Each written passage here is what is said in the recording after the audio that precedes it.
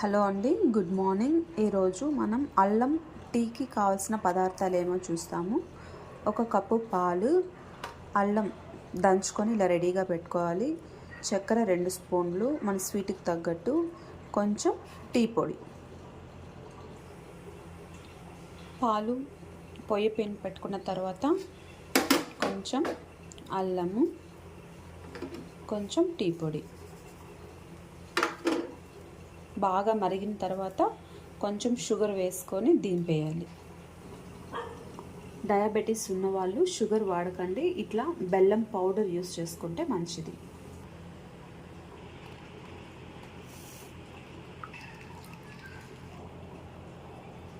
So వడపోసుకున్న తర్వాత మన tea ready అయిపోయింది. ఈవినింగ్ టైమ్స్, మార్నింగ్ టైమ్స్ అల్లం వేసుకొని టీ తాగడం వల్ల కొంచెం బెనిఫిట్స్ మామూలు టీ కన్నా. Thank you. శంఖం పూలతో టీ ఎలా చేసుకుందామో చూస్తాము. శంఖం పూలు హెల్త్కి చాలా మంచిది. ఈ శంఖం పూలు ఎక్కడ దొరికినా మర్చిపోకుండా తీసుకొని వచ్చి దీన్ని టీ చేసుకొని తాగండి.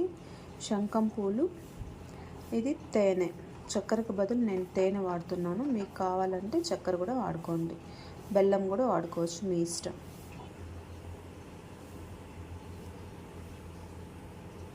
బాగా కడిగిన తర్వాత ఇలా వాటర్లో వేసుకోవాలి. వాటరు 2-3 గ్లాసులు మన ఇష్టం, ఎంత కావాలైనా వేసుకోవచ్చు. ఇలా బాగా మరిగించుకోవాలి.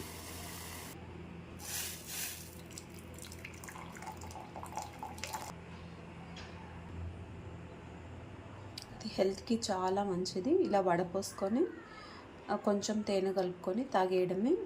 టేస్ట్ కూడా బాగుంటుంది.